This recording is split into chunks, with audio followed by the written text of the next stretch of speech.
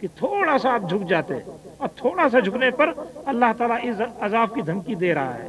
تو اس سے یہ سمجھ میں آتا ہے کہ اللہ تعالیٰ کے بتائے ہوئے طریقے سے ہٹ کر کے آپ کسی اور جانب ذرا سا بھی نہیں جھکتے تھے۔ لہذا پیغمبر نے جو کچھ پیش کیا وہ بعین ہی وہی چیز ہے جو کہ اللہ تعالیٰ کی مرضی کے مطابق ہے۔ اس لیے پیغمبر کی اطاعت کا حکم دیا گیا، اور دو ٹوک طریقے سے کہا گیا کہ پیغمبر جو کچھ دیں اسے لے لو، اور جس چیز سے منع کریں اس سے باز آ جاؤ۔ اور مومنین کے لیے لازم کر دیا گیا کہ ہر معاملے میں آپ کی پیروی کریں اور آپ کی اطاعت سے ذرا بھی چونو چرا نہ کریں۔ فلا وربک لا یؤمنون حتی یحکموک فیما شجر بینہم ثم لا یجدوا فی انفسہم حرجا مما قضیت ویسلموا تسلیما۔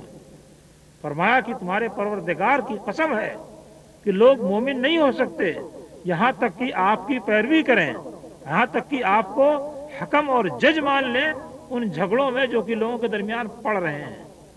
دنیاوی معاملات میں بھی اگر کوئی اختلاف ہوا تو اس میں بھی آپ کو حکم اور جج مان لیں، پھر آپ جو فیصلہ کریں اس فیصلے کے خلاف اپنے دل کے اندر بھی کوئی تنگی محسوس نہ کریں۔ یہ دیکھیے، جج فیصلہ کرتا ہے، جس کے خلاف فیصلہ ہو جاتا ہے وہ بہت دل ملاتا ہے، بہت سر پیٹتا ہے، اور باہر نکل کر کے بہت سی باتیں بولتا ہے، بڑے بڑے تبصرے کرتا ہے، گالیاں بھی دیتا ہے۔ مگر نبی کریم صلی اللہ علیہ وسلم کے اوپر ایمان لانے کا تقاضا یہ ہے کہ آپ جو فیصلہ کر دیں اس فیصلے کے خلاف دل کے اندر بھی کسی قسم کی کسک نہیں ہونی چاہیے۔ اگر دل کے اندر بھی کسک باقی رہ گئی تو آدمی مومن نہیں ہوا۔ تو آپ کی پیروی اس درجہ کرنی ہے کہ دل کے اندر بھی کسی قسم کی تنگی نہ ہو، اور مکمل طریقے سے سر تسلیم خم کر دیں۔ جب تک یہ بات نہ ہو تب تک آدمی مومن نہیں ہوگا۔ اور فرمایا کہ وما كان لمؤمن ولا مؤمنة اذا قضى الله ورسوله امرا ان يكون لهم الخيرة من امرهم، کہ کسی مومن مرد اور کسی مومن عورت کے لیے اس کی کوئی گنجائش نہیں ہے کہ اللہ اور اس کے رسول کوئی فیصلہ کر دیں تو اس کے بعد بھی ان کے لیے اپنے معاملے میں اختیار باقی رہ جائے۔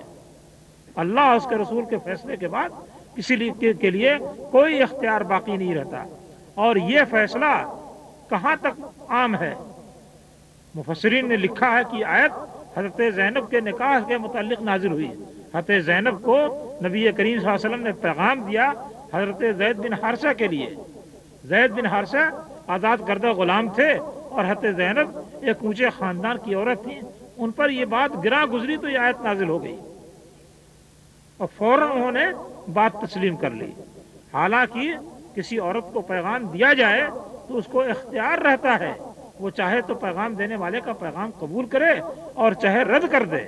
معاملات اسی لیے ہوتے ہیں، باتیں اسی لیے ہوتی ہیں۔ مگر جب اللہ کے رسول کی طرف سے پیغام پہنچ گیا تو یہ اختیار باقی نہیں رہا۔ تو جب ایک نکاح کے معاملے میں جس میں عموماً اختیار رہتا ہے اس میں بھی اختیار ختم ہو گیا تو شریعت کے باقی معاملات میں کہاں سے اختیار رہے گا؟ تو نبی کریم صلی اللہ علیہ وسلم کو اللہ تعالیٰ نے ہر اعتبار سے محفوظ کر کے اس طرح سے آپ کی اطاعت کا حکم دیا، اور فرمایا کہ فَلْيَحْذَرِ الَّذِينَ يُخَالِفُونَ عَنْ أَمْرِهِ أَن تُصِيبَهُمْ فِتْنَةٌ أَوْ يُصِيبَهُمْ عَذَابٌ أَلِيمٌ، کہ جو لوگ پیغمبر کے حکم سے کی مخالفت کرتے ہیں انہیں ڈرنا چاہیے کہ اللہ تعالیٰ کی طرف سے وہ کسی آزمائش سے دوچار کر دیے جائیں یا کوئی دردناک عذاب ان کو پہنچ جائے۔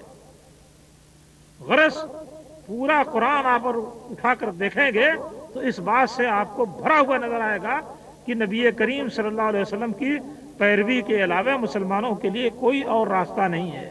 لقد کان لکم فی رسول اللہ اسوۃ حسنہ لمن کان یرجو اللہ والیوم الآخر، کہ تمہارے لیے نبی کریم صلی اللہ علیہ وسلم کے اندر بہترین نمونہ ہے جو اللہ سے امید رکھتا ہو اور آخرت کے دن کی امید رکھتا ہو۔ اسی بات کو اللہ تعالیٰ نے یہاں پر فرمایا جس کو میں نے پڑھا ہے، یا ایھا الذین آمنوا اطیعوا اللہ واطیعوا الرسول، اے لوگو جو ایمان لائے ہو اللہ کی اطاعت کرو اور رسول کی اطاعت کرو۔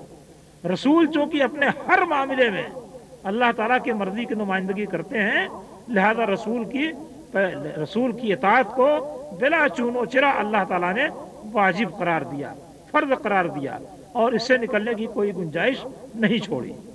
اب ہم یہ دیکھتے ہیں، یا ہمیں یہ دیکھنا چاہیے کہ رسول اللہ صلی اللہ علیہ وسلم نے ہمارے سامنے کیا چیز چھوڑی ہے۔ تو ایک تو آپ نے اللہ تعالیٰ کا کلام قرآن مجید چھوڑا ہے، اور اس کے علاوہ دوسری چیز اللہ کی آپ کی بیان کی ہوئی احادیث ہیں جو آپ چھوڑ گئے ہیں، اور یہ احادیث جو ہیں یہ قرآن ہی کے ذریعے سے ثابت ہیں۔ اللہ تعالیٰ نے فرمایا وَأَنزَلْنَا إِلَيْكَ الذِّكْرَ لِتُبَيِّنَ لِلنَّاسِ مَا نُزِّلَ إِلَيْهِمْ، اے پیغمبر ہم نے آپ کے پاس ذکر نازل کیا، یعنی قرآن مجید نازل کیا، لِتُبَيِّنَ لِلنَّاسِ مَا نُزِّلَ إِلَيْهِمْ، تاکہ آپ لوگوں سے وہ بات بیان کر دیں جو ان کی طرف نازل کی گئی ہے۔ اس کا معنی صاف صاف یہ ہے کہ اللہ تعالیٰ نے قرآن مجید نازل کیا، اور قرآن مجید کو بیان کرنا، اس کو واضح کرنا، یہ نبی کریم صلی اللہ علیہ وسلم کے ذمے لگایا۔ اس کی میں نے ایک مثال دی تھی کسی موقع پر، وہ مثال آج بھی پیش کرتا ہوں، ذرا سا اس پر آپ غور کیجئے۔ ایک گورنر ہے یا وزیر اعظم ہے، وہ حکم دیتا ہے کسی شخص کو، کسی انجینئر کو، کہ فلاں ندی پر یا فلاں دریا پر یا فلاں مقام پر تم ایک پل بنا دو۔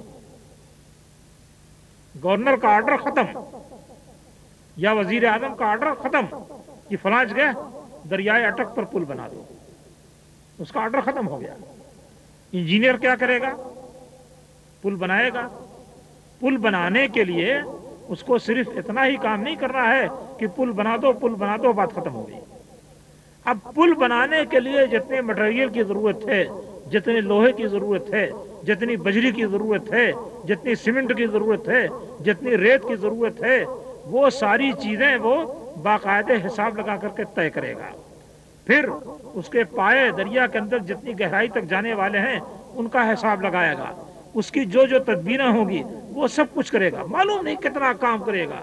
ایک پل کو بنانے کے لیے اس کو کتنے بخیڑے انجام دینے پڑیں گے آپ جانتے ہوں گے اس کی تفصیلات، اور یہاں پر بہت سارے بھائی جو ہیں اسی طرح کا کام بھی کر رہے ہیں، وہ دیکھتے ہوں گے کتنے کتنے نقطے اس کے اندر ہوتے ہیں۔ اب وہ جتنے نقطے بھی اس کے اندر پیش آ رہے ہیں وہ سب کے سب وزیر اعظم کے آرڈر کا حصہ ہیں۔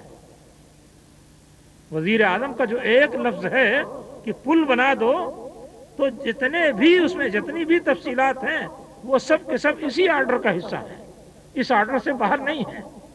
اسی طریقے سے اللہ تعالیٰ جناب محمد رسول اللہ صلی اللہ علیہ وسلم کو حکم دیتا ہے اپنی شریعت کے مطابق، اپنی شریعت کے متعلق کہ فلاں کام کرو۔ اب اس کام کے کرنے کی جتنی بھی تفصیلات ہیں وہ سب کی سب اللہ تعالیٰ کے اس حکم کا حصہ ہیں۔ فلاں دوسرا کام کرو، اس کام کے کرنے کی جتنی تفصیلات ہیں وہ سب اللہ تعالیٰ کے حکم کا حصہ ہیں۔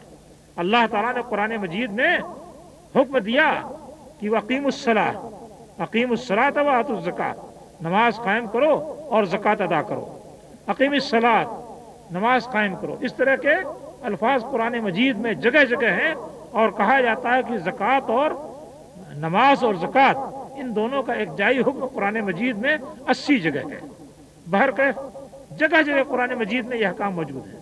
نماز قائم کرو، کیسے نماز قائم کریں اس کی کوئی تفصیل نہیں ہے۔